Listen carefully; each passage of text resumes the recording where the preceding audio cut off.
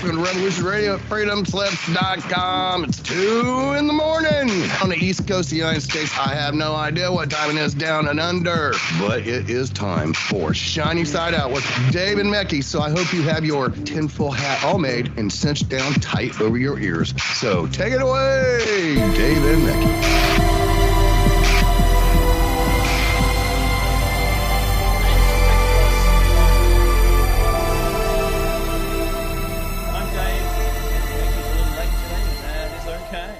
This is Shiny Side Out, broadcasting from Australia for Revolution Radio on revolution.radio. That's the website name, and it's also home to fresh ideas. Buy some merchandise or donate if you like anything we say. You can donate to both the station and to us. We've got a method of donation now. You can, it's easy. Join us in the chat room right now where I am. And you can talk to us while we are on air. A little shout out to Flippy and ATUP. Who else is there? Let me see. Fleddy. Anyway, joy to everybody there. Let me see. Where's my show notes? Aha! This is show number 687. That's called puking when you put a voice on. Tune in to us online on your smart device directly via an app or listen at home on a Grace Tabletop digital radio. If you missed Solaris' show, don't freak out. The archives are free. You can go there and you can find Solaris' show. Solaris Blue Raven she had on tonight. Bill Grant, who's another host on Revolution Radio. And I don't know what they were talking about. It's always a great show, though. I'm going to catch it up. I've been cleaning. It's Mother's Day here. And I cooked for 4 hours. I did. So firstly, it was crepes with lemon and sugar. Super thin. You could almost read through them. Fantastic. Soft. And not crispy at all. Just that little bit of lace that you like to see. And that was made with some sourdough discard, which is fantastic, to be honest. So we have a bacteria. Sorry, not bacteria. Is it? Yeast. We have a yeast. Yes, that'll do. We have a yeast that we purchased called George. The yeast is called. It's named. It's more than 30 years old, but from its current inception, though hundreds of years old, and what they do is they keep adding flour and water to a yeast, and it keeps consuming it. And what they do is they create so much of it that they now sell the yeast off. And if you keep it alive, you can pass it down to your children. I mean, that sounds terrible. But because it's a yeast, you can use it as a sourdough yeast or a white bread yeast. It doesn't really matter. It's yeast. Yeast is yeast. So it continues to grow and you continue to feed it, and then you get what's called discard, where it's more than you needed for your base product, and you keep the discard growing. And then as it grows, and you're just propagating jars, more and more jars to keep alive, use, give to friends, or whatever you wish. So anyway, sourdough discard. It's called crepes. That was breakfast. Yeah. So I cooked that, and then did a big kind of fry up for brunch, and that's fine until dinner. But I also cooked a bolognese sauce, and that's got to be cooking for at least half a day, and there's no red wine in it yet. That'll go in before, about an hour before we're going to serve some of it, but it's in a huge, like a vat, yeah, and then we'll part that out and store that and freeze it for meals for the coming, I don't know, couple of weeks maybe, because you don't have it every meal. But it's there, it'll be in portions. So that was the treat, because my wife is a tremendous, I can't say cook. I call her a chef, because the plating, everything's got to be perfect. And if I'm helping her in the kitchen, which I do, and she complained that wasn't enough, I should do more. But now that I haven't been working for such a long time, now I'm doing a lot of cooking duties. So I really enjoy learning from her. But if she's doing something and she walks away to do something else, I have to go to jump in and do exactly what she was doing.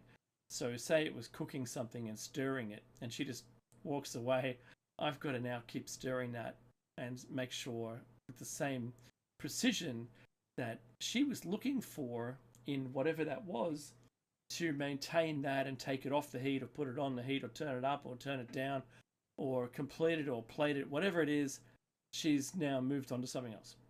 And that's the way it is in large kitchens. And I know that she's been a kitchen hand, and she went to TAFE and learnt, and then was part of a crew that looked after the Reserve Bank board, just the board, silver service. And that's the kind of thing my kids don't realise just how good they have it. Honestly, they have it so good that when they go to a friend's house for meals, now this isn't any detraction of the skills of any of the parents of my kids' friends. It is not. I don't hate on anyone. It's all good. Just when I ask my kids when they've come back from an overnight stay, like sleepover, I say, "Oh, what'd you have last night?" Then they look to the ground and say, "Yeah, I had bolognese. Was it good? I ate it." They don't say it was fantastic. They don't, yeah, So the bolognese that I made, it's not a secret recipe or anything. The bolognese is about half beef and pork mince.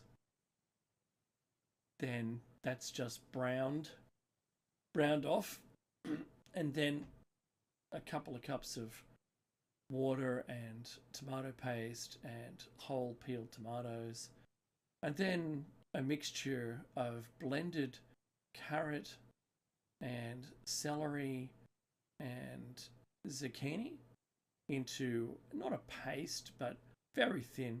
It's less coarse than the mince in the bolognese.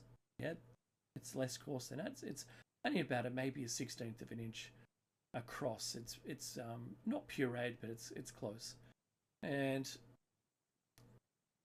combined all that and simmered with, of course, salt and some Italian spices and usually an anchovy or two, but in my case I use some Vegemite. It's just salted flavour. Right? That's all those two things are. And some red wine that you would drink.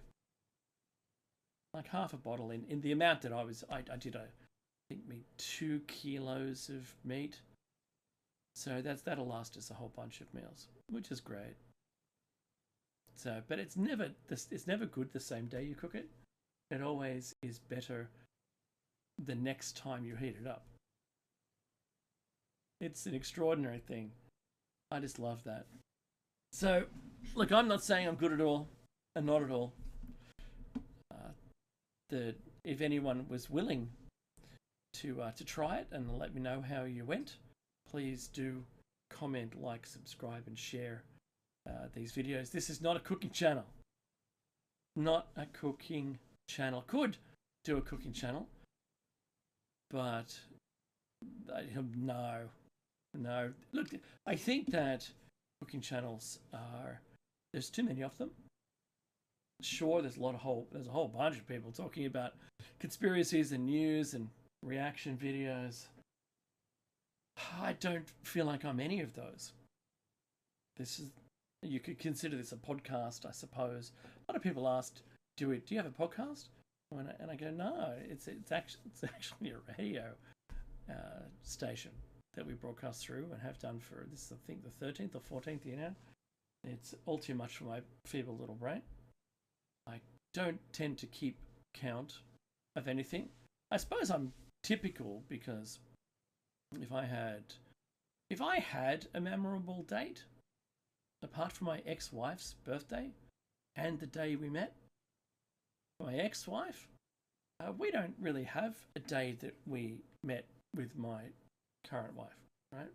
Of goodness me, 30 years, maybe 30 or something. See, we don't really have a date where we started. Neither of us have any clue. We've got guesses, but because there was no real, focus on it, it doesn't matter. It doesn't matter. So I know all of the birthdays that are important, but since we don't really have anniversaries, that's not so bad. But we celebrate all of the good things, like the Mother's Day and the Father's Day. It's the day of that person, and whatever they want, they get. Whatever food they want, they get. Whatever, when I was working, we could go anywhere or do anything, and now we're really limited. So cooking that kind of food is just something we would normally do anyway, but taking it away from her hands so she can be relaxing for the whole day, or watching YouTube, or streaming service of some kind, just so that she can switch off and not have to be that. And that's really what I was able to gift her today. And the kids and I cleaned up the house. We made a list, and is she kind of like a budding project manager, and assigned a task to everyone, and then gave everyone the list of what they're to do, which is good. I mean, I don't mind it. I'm never going to disobey the rules. I think those are pretty fair things to help someone train to be. But does someone, do you always like the project manager? I'm not sure. If you're never in question, if your work is never in question, your timelines are never in question, and you're always delivering, then the project manager is your friend. And if they don't help you maintain that, then they're the bad person. I'm not suggesting my daughter's a bad person, because she's not. And I think you want to be able to follow the person willingly into battle. Does that make sense? I hope that does. Because that's the way I am as a manager. I'll roll my sleeves up first, deliver the team what they need to do, and just get straight into it. Get it done. Know where we all have to hook up, like loops that have been cut in half that need to be joined again. How does the chain work in the length of the project? Where are all the points where we must have been completed by those? Otherwise, you're holding someone else up. Never be the one holding someone else up. Now, that's kind of the way I teach my kids to operate. But, you can't expect them to be you, and they are themselves. If you can promote them or lift them up or raise them to be perfectly operational human beings in this society, there's a goal. There's a goal if you can do it. But not everyone has. And I think this is a very broad brush that I'm painting everyone with, but I don't mean it like that. I think everyone has the capability of being able to be kind and fair, but I know that isn't true. I know it's not true at all. But I'd like to believe it was. I'd like to believe that countries, here's the segue, if you can smell a segue coming, here it is. I believe that countries should be the same. And I thought that after we hit like the year 2000, there should be no land grabs. There should be nothing that we are ever going to do that's going to jeopardize anything at all. Hey, I think someone's joined us. Ha! Hi there, bro. It's the Mad Professor. Oh, yeah. I think he's turned into a pirate. Arr. You know what? We have to work with this microphone of yours off air at some point. But is it off the charts? It's not off the charts, but it's not fantastic. I'm just gonna call that. I don't understand. I don't know why. I mean, nothing has changed to the mic. I mean, the only thing changed is I'm using Teams now. That's the only thing. Yeah, that's right. So I want to say it's Teams. It is. It is teams. Okay, let me just see what You've done the so well. noise suppression is on high. Let's this one. I've got high fidelity music mode. How's this? Is this better? Well, that's only going to be better when you get very animated. Yeah. Yeah, it's still not good. No good. Okay. Put noise suppression on again. Oh, I don't know. I don't know. So I don't know how long you've been with us. Yeah. No, I can see it. I can see now. I'm actually leveling out. That's yeah, interesting. that's right. And that was what I was trying to avoid. But it's very strange. I mean, yeah, the gain is as low as it's going to get. Hello. Oh. No. I'm gonna throw my headphones across the room. Yeah, no. I'm no. This interesting. I can't have a. Sorry, everybody. It's interesting. We switched over to Teams, which seems to be working okay for the most part. But my microphone, which is the same microphone as Dave's, it's a Blue Yeti. Good, really great microphone, too, by the way. For the price, it is absolutely that's right. fun. So we're just trying to figure out the. There are no other settings at all here, which is interesting. Yeah, it's nothing else. Okay, we'll just. I'll just try to not get excited. How's that? I was on the way to a segue, and it was about nations not doing land grabs. You know, but that's not happening, is it? No, apparently not. Okay. Two neighbors with nuclear weapons. We've seen the India-Pakistan thing, and now Pakistan has retaliated. So, you know, good for them. Good for them doing that.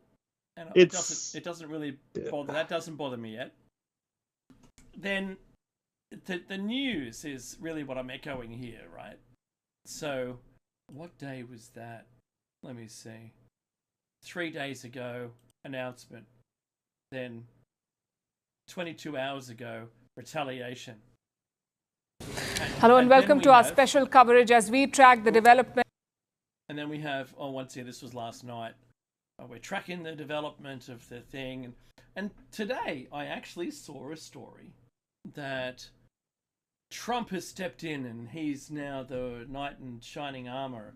Even though China, I think, and who was it? China and Russia are backing Pakistan, which is no surprise there, right? And Turkey. That's right, Turkey. Yeah, that's right. So I've gone, well, that's okay. You know that the tech they have is really terrible. Like it's not the kind of tech that you would want to fight in today's wars. I know that India always had a pretty terrible level of military tech. It's always like the seconds of the seconds, like N-4 or something, N-3. I think they're gonna want to prove you wrong now, Dave. Good, do it. Prove me wrong. So yes, nukes are one thing, but if you're thinking about what it means to fight in modern warfare, the missile strikes and aircraft battle was 100 kilometers from each other. If you think of aircraft, there's no dogfights. That's what it is. They're going to be infrared, not guided, but infrared missiles.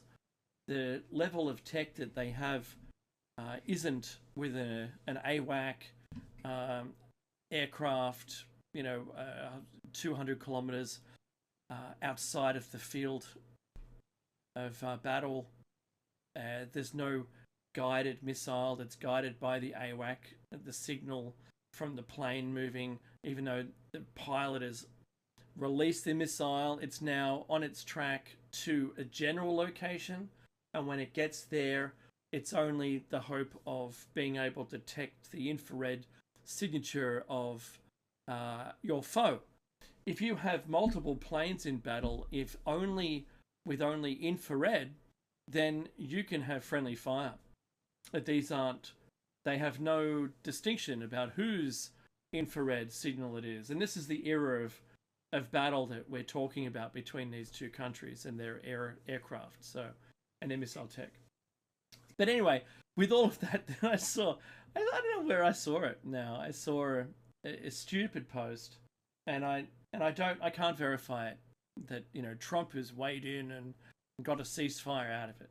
Who knows if it's real or not, and whether it's valid, because everyone's talking about this could be World War III. I know that the movie my ex-wife was in, just talking about Mother's Day, she was in a movie where this was the hotbed in the Middle East, and around there, India, Pakistan started a local conflict.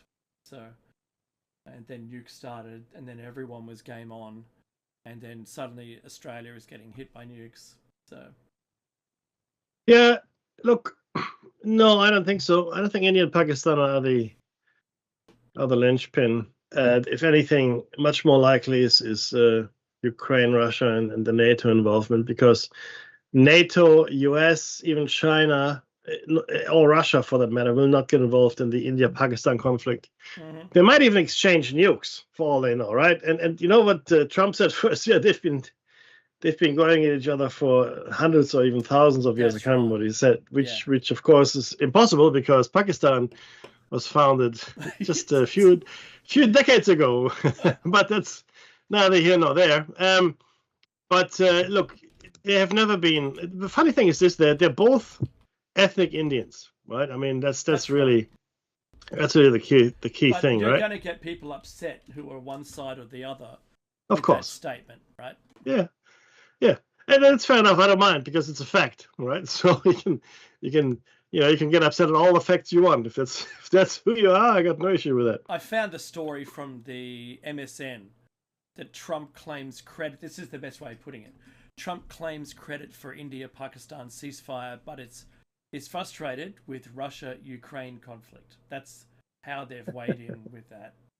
Oh, that's funny. I know, right? Yeah, no, he's claiming. My favorite, and I had to say, we seem to be talking about Trump all the time, but since you brought him up, my favorite meme or soundbite from the last couple of weeks is there's an interview, right, going on in the White House, and the reporter asks, well, you know, in the economy, I mean, when will it start to be Trump's economy instead of Biden's economy, right? Uh-huh. And he said, oh, no, it already is in parts, you know. And he goes, all the good parts are Trump and all the bad parts are Biden. And I'm thinking to myself, it's just gold. You can't make that up, Dave. It's like, well, let's say your boss comes to you, Dave. Dave. Yep. What it's I think you've been slackening off at your job, Dave. No. You know, I mean, I think, you know, Rob over here, and he's helping you out a lot, you know, and there's a whole bunch of errors over here, right? And there's also good work. So I'm curious, you know, which is yours and which is Bob's. Mine is the good work, and Bob's that he made all the mistakes. Come on, man, that's not what. What? It's like it was real. Like, that's what actually happened. That's not here. Change the names. Let me just tell you about this. But I find him so amusing in many ways. Of course, he takes himself seriously, which is even more amusing. But I can't. So politician-like to just claim all the good parts. Actually, he's become the first administration. His wasn't like this. Mm-hmm. Not really, but he's become a politician on steroids. And the one thing, which is funny as well, he doesn't seem to know about anything. There's nothing he seems to know about. Oh, you gotta ask Pentagon about that. Oh, you gotta ask Homeland Security about this. Oh, you gotta ask my lawyers. And then he was asked if he shouldn't uphold the Constitution of the United States of America. You know, he swore an oath not 3 months ago. Okay, saying, I solemnly swear I will uphold and defend the Constitution of the United States of America. I saw the CNN version of that they were claiming. I saw the. And then I saw the whole interview. Full-length clip of it. No. So did I. I saw the whole interview. Yeah. And he says, I don't know. He actually said, I don't know if I'm. I'll ask my lawyers, but I don't know. That's right. That's right. He said that he doesn't know if he's responsible to uphold, let alone defend. I'm kind of sure he is. You know. No. Honestly, I don't think he is, because the thing is, he doesn't seem to understand anything, really.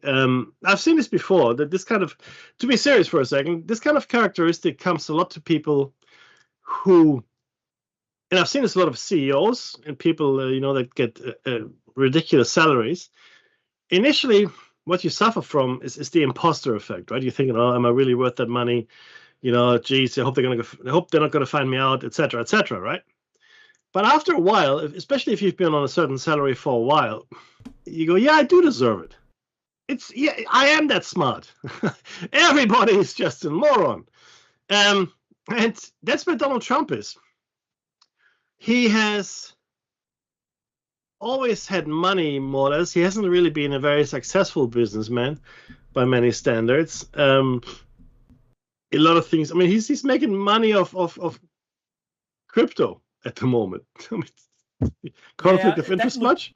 I'm going to say that the $2 billion that was invested in his crypto coin, right, seems to be a little dodgy. I'm just putting that out there because it happened to be from a company or something like that he was working with. Yeah. Yeah. And it's like, wow, that seems. That to me would be a conflict of interest. And I thought when he was turning the White House lawn into a Tesla sales commercial. Oh yeah, I like that. Yep. That was probably not a good thing. I hate electric cars. You should separate yourself from anything that could be construed. Not even it is. Yeah, just as bad. But it's the same with his administration. They don't seem to know anything about anything. And did you know that the Kash Patel, I think his name is? Yes, Kash Patel. Head of the FBI. He was in front of the. I can't remember. It was either Congress or Senate. Yeah, Senate. Might have been. Senate, yeah. No, this was about budget, so it must have been Congress. Anyway, right. So he said, by law, the lady said, definitely Congress. She said, by law, you're required to give us your budget last week, by law. Mm-hmm. Because I don't have it. Do you have a timeline? No, I don't have a timeline. And he goes, you understand that you have to do this by law. You're legally obliged to give us, yes. Mm-hmm. I'm doing my best. Oh my God. This has never happened, Dave. None of these things have ever happened. Hexet, Bassett, the Department of Justice, Homeland Security. Mm-hmm. I'm thinking, oh my God. It's like Trump looked people that look good on TV. He took the people, he took them from okay, you got a great head of hair. Come on in, boy. And he put them in positions they have no you, and you're a smart guy, so I know you've known you for a long time, but you would make a better Secretary of Defense. You would make a better director of the FBI than any of those Muppets over there. In fact, no, you would. I know this for a fact. And to be honest with you, this is not diminishing your capability. In fact, you make a great director. But I could take a rock and throw it into a crowd, and I would probably hit someone better than they have now. Okay. Just on the off chance, because it is really quite disturbing to see all the things that are going on, and they're affecting me now, right? I mean, if otherwise I don't care. America, you can do whatever you like, but your Muppetry is now affecting me, right? It has an impact on my life. I'm going to say, Ameki, I'm going to say that they could all be reasonable in their role with a different leader. I wouldn't say no to that. Yep. So I'm drawing from an experience, and I won't say where or who or what role I was in, but there was a leader that just had us chasing ghosts and wasting all of our time and setting I'm going to say unrealistic timelines for finding the ghosts that didn't exist. And it exhausted the amount of resources that we had chasing ghosts and not doing BAU, but being the head of a group I put everyone onto, realizing they were all ghosts, I put everyone onto BAU, got our numbers back to where they should, and then found a way to be able to report that the things that we'd been asked to prioritize our work around, we realized someone else in the business had asked the new person to have us look for those things that didn't exist in order to try and bring that person down so they would look bad as the new exec, because they would come up with nothing. And I tried my darndest to try and find anything that anyone was talking about. There was nothing. It was all make-believe and made up. And so I can only imagine, so that was my example, I can only imagine the same situation. You've got, imagine, Mickey, you and I working as heads of our departments with Donald Trump. Just saying, well, this is what we're going to do. And you go, but yeah, but that's, I don't know if it's kind of my role. Oh, you're going to do that. Yeah, but I really have a whole pile of things I have to do. And I can imagine that conversation taking place. I don't know whether they're individually Muppets so much, but rather maybe they're chasing butterflies. I don't know. Do you know what I'm saying? I hear you. I'm not trying to defend them. I'm just saying. No, you know. No, look. There's a fair point. In the corporate world, we say the fish rots from the head. Yes. And I think that's absolutely true, right? So the leadership tone is set by people above. I mean, to look at your underlings and employees, etc., and ask them to come up with corporate strategies is just completely foolish. It's a nonsensical thing to do. But that's kind of what we're seeing here, right? I mean, he doesn't know anything about anything, which is a problem.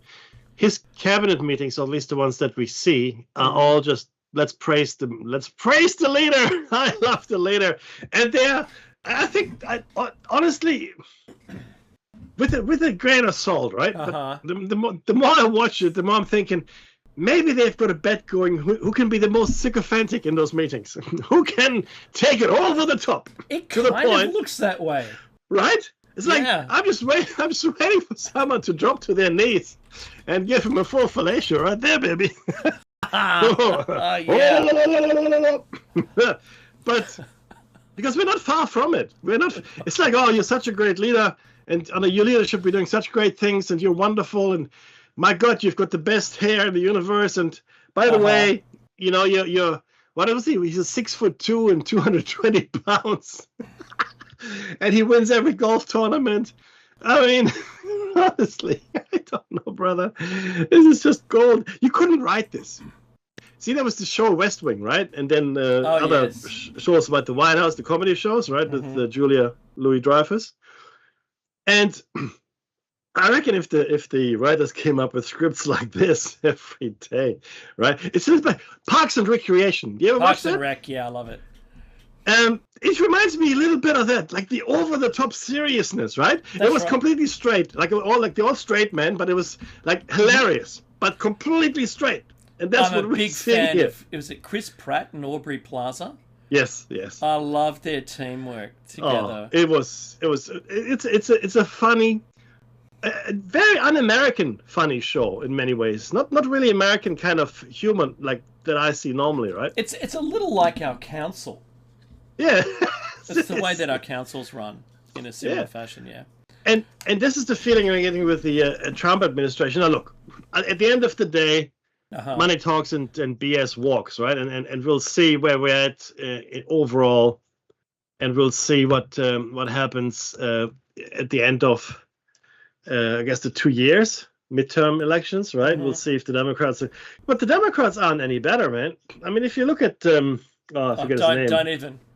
You know the glasses guy? What's his name? Schumer. Yeah, Chuck Schumer. Yeah. Chuck. If that's my enemy, and I'm Trump, I'm good. You're already winning. You're no further action required. That's it. Right. I mean, and I mean, look, I'm against party politics. I think all party politics should be abolished along with the billionaires, but it's a whole different discussion. But when you look at what the Democrats are doing, which is nothing, really. They're just trying to like to oppose Trump. Whatever Trump does, they don't like. Even when the things are reasonable. I know. Right? I mean, Dave and I agree with a whole bunch of stuff that Trump does, which is actually it makes sense. It's a good thing, right? Point in case, of course, is male athletes competing in female events. That's not a good idea. Shouldn't be. That's right. Men shouldn't use ladies' toilets. If you can stand peeing up, you shouldn't go into a ladies' toilet. It's that simple. That's right. And I'm not racist. I'm not really a bigot, and I have nothing against anyone who's gay or transsexual. It doesn't really bother me in the least. Not at all.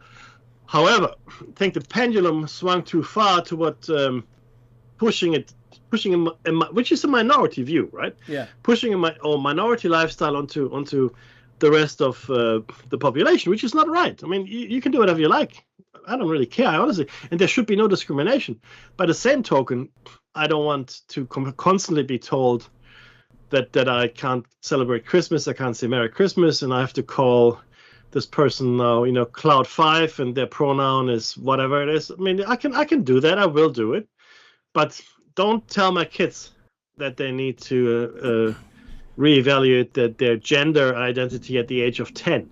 No. Okay. That's where I would draw. Yeah, I agree that it shouldn't be a choice you should make until you're at least 18.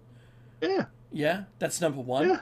Yeah. In America, of course, the drinking and voting age is 21 in some places. In 18, voting is 19. 18.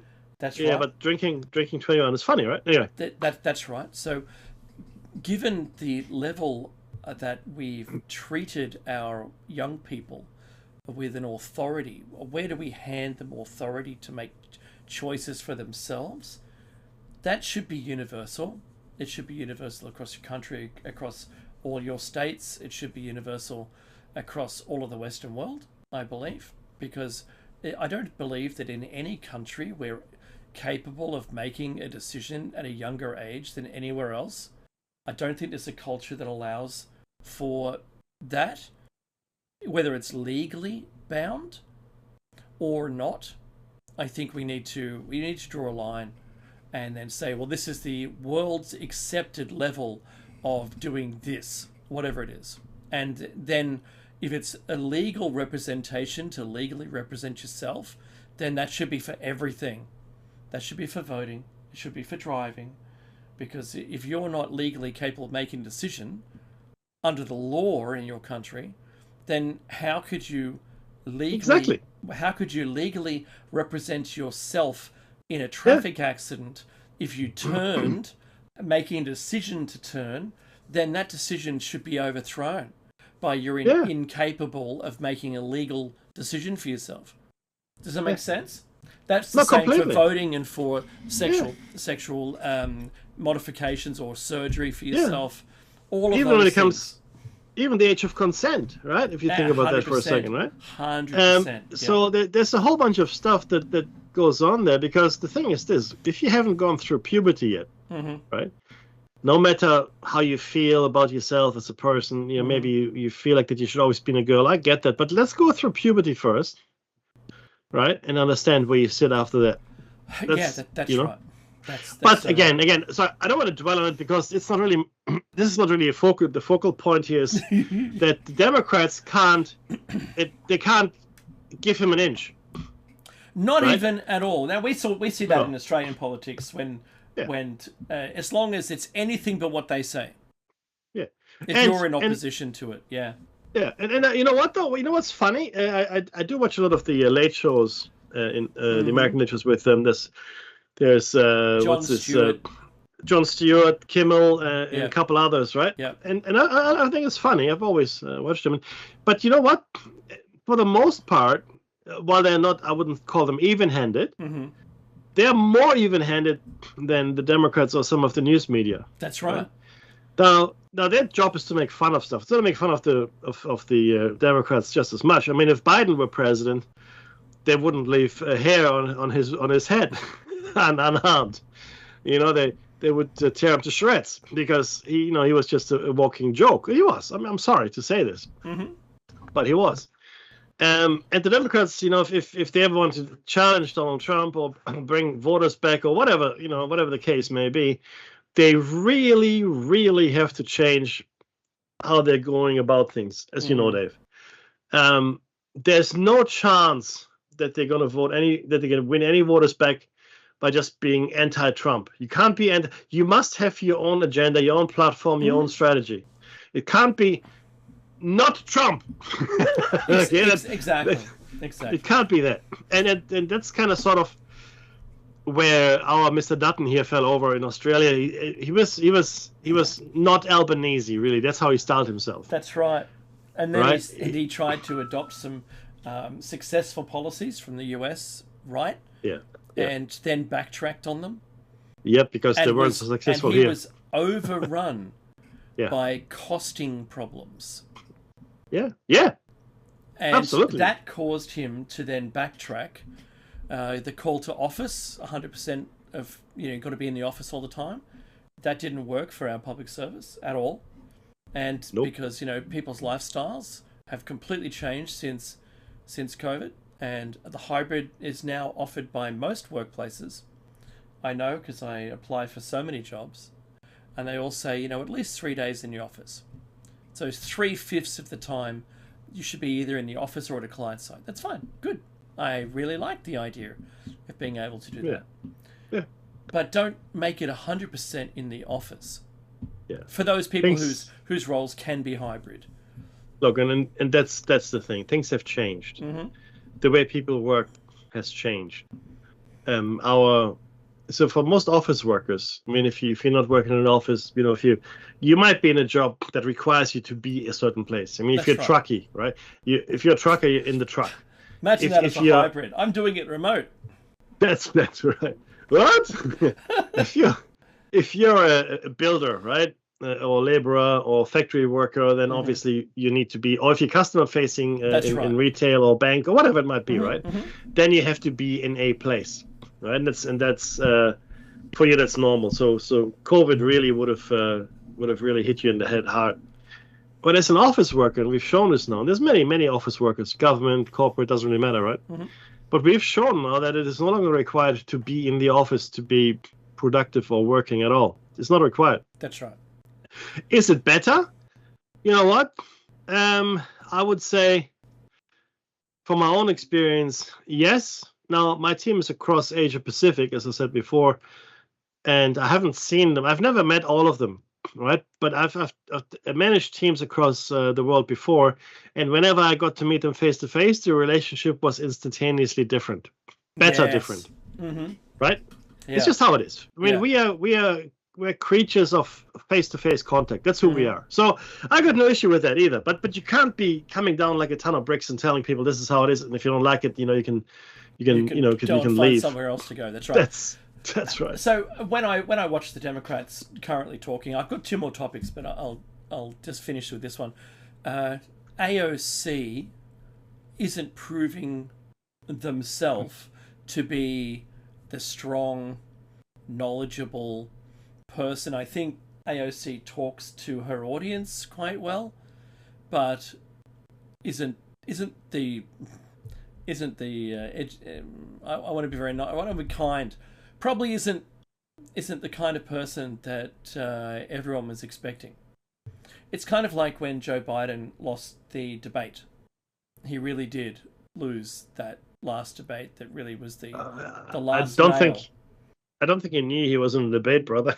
Yeah, that's true. So that's possible. Sorry, possible. That's possible. But AOC, I think, is in the same vein. She is a personable kind of face for politics. She asked a lot of questions, but when asked for any detail from the headline, she's incapable of going any deeper than that. So, look, is this where we're going with politics? Is it only about how many TikToks you can make? Is it only about the social media? Is this how your audience is going to see you? I wonder if this is the changing landscape that we're seeing more and more now. I think yes. I think that's where it's going. I would say absolutely, simply because the younger generation. Again, Dave and I are Gen Xers, and there might be a few more people coming to us that I kind of like this generation, but the traditional media, the way people consume media, the way people get information, is no longer changed. Yeah. And if you don't have sound bites that are catchy, if you're not on TikTok for whatever, 10, 20, whatever, 30 seconds, whatever it is. Sure. If then, you lost it. Not interested. Not interested. And that's a dangerous thing, right? If we become run by memes, and it's already starting. It is starting. And we can see and this will happen more and more. Things will fail. Things that we thought could never fail will fail. Electricity, air traffic control, like in America, New York, that's hilarious. And other things, they will simply fail. They will no longer be working. Outages like Portugal and Spain, which I still believe was an act of war, but that's my opinion. Yeah, I'm thinking the same way. And there was another country now recently as well, not just those. Correct. Yeah. So yeah, the crypto terrorists are going to I guess the computer terrorists, the hackers are checking what they can do, right? I mean, I'm more inclined to believe that it was a hack, and that they're not willing to release that information. Of course not, because that would completely erode any confidence they have in the government. Oh, right? Yeah, that's right. Oh, that's right, because we're so confident our government's doing the right thing. So, sorry. Yeah. Was that a cross line? I think I had a cross line. Who? No. Mickey, I want to respond to something that I've seen recently online, and it's I don't know what people are trying to do, saying this is the end of climate change, or what have you. They're trying to use this message to support an argument, and that is that the Antarctic ice sheet has billions more square meters of ice now, which is great. What a tremendous thing. I'm all in support of seeing Antarctica gaining ice mass. Fantastic. However, when you look at from at least 2004, I've sent you a link, Mackie, so you can have a look. From 2004 to 2024, 20 years is just a complete, it's almost linear decline. You can see the seasonal up and downs, and then it kind of flattens out, dips down further, and goes up to about maybe 4 years ago, maybe. Nowhere prior to that. It's not like it's gone back to 2004. It's only sort of held off or sustained its current level, if you want to play it that way. And they're like, oh, rejoice, we need to rejoice, all the things we've done to eradicate climate change and all the carbon. Look, here's the proof. And it's like, no, that's not proof at all. We know that the last 4 years since the Tongan earthquake, that's released hundreds of square kilometers of water into the atmosphere, has caused more rain around the globe than we've ever seen, and on a rate that's unprecedented in human history. But prior to that, we don't have any records for, but we can estimate that we would have seen very high rates of rain. A lot of rainforest around the world, and where I live, in fact, was a rainforest before it was glaciated. So I wanted to put that point out there, Mickey, because and show it here on the show. This is from NASA. This is their own graph, and then for all the other people who love sea level and don't believe sea level is rising, which it is, and it's only gone up 10 centimeters in the last 25 years, 27 years. That's okay. People can say what they like. It depends on where on the globe you measure it, because the equatorial regions has a bulge, so it's going to draw most of that sea level rise to there. rather than down in Tasmania or at the bottom of South America. They've only got a 20 centimetre tide from high to low on any given day, whereas we've got 1 point something meters here. And if you're right up on the equator, it can be as high as an 18-metre tidal surge between tides. So I just wanted to put that out there. Now, the last point that I had, unless you've got something for it, was I was watching a live broadcast of the Cosmos 482 Venusian thing that's been circling for 50 years.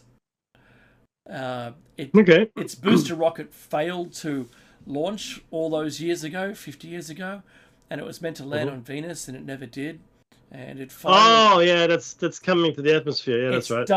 It's done. It happened last night, and it landed in the Indian Ocean.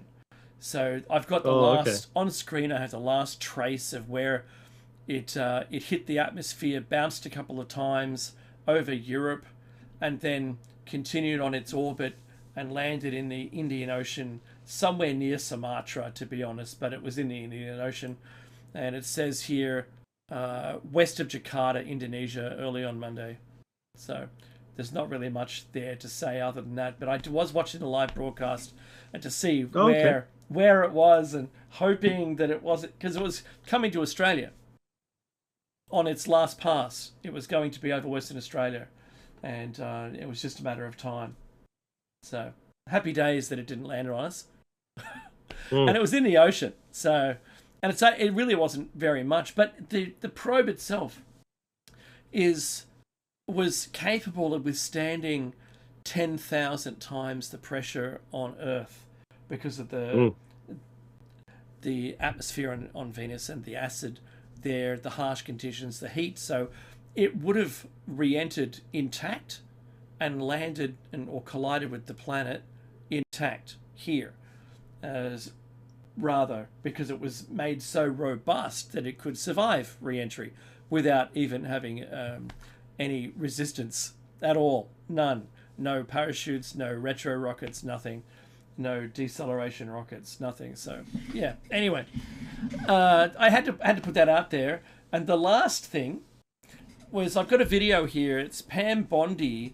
She was asked outside the White House anything about the Epstein videos that had been thrown out into the media. They scatter it like litter at a park after a festival, the news stories, and hope to get asked those questions. And she was asked the question, and she replied with, there's thousands, like tens of thousands of videos the FBI has, and they're currently going through them to see who is in them. And at the moment, the amount of videos they have in quantity is Epstein with, they say, younger than adult. I'm not going to say the right words there. You can determine what that means. So younger than adults. Now, whether or not any of those persons on the video will ever be named publicly or anything, but at least now we know who has the videos. We don't know for how long they've had them, and we don't know if anything has been scrubbed or tampered with. Well, I still think the whole collection is with Putin. Quite possibly. You only have to have known to have photos. Smartphones have cameras. It doesn't take very much to call someone on anything. And it doesn't. Days. That's exactly right. It doesn't. And I mean, again, but I come back to all the things that are happening globally, and I look at what Putin is getting away with. Completely unreasonably, in fact. 2 minutes. And it makes no sense. It makes no sense. It never made sense. Still doesn't make sense. So he has something on Trump. No one else does, because he doesn't treat anyone else like he treats Mr. Putin. No one is being treated like Mr. Putin. There's the music. What a perfect ending to the first there you hour. Go. Hey? Yeah, look at you doing that right. So, which I always knew could. we're going to finish up this first hour of Shiny Side Out with David Mackey, and what we're going to do next shouldn't surprise you. We're going to be talking about Mind Control when we come back after the short break. But I'm going to ask you again, like, subscribe, comment, and share our video.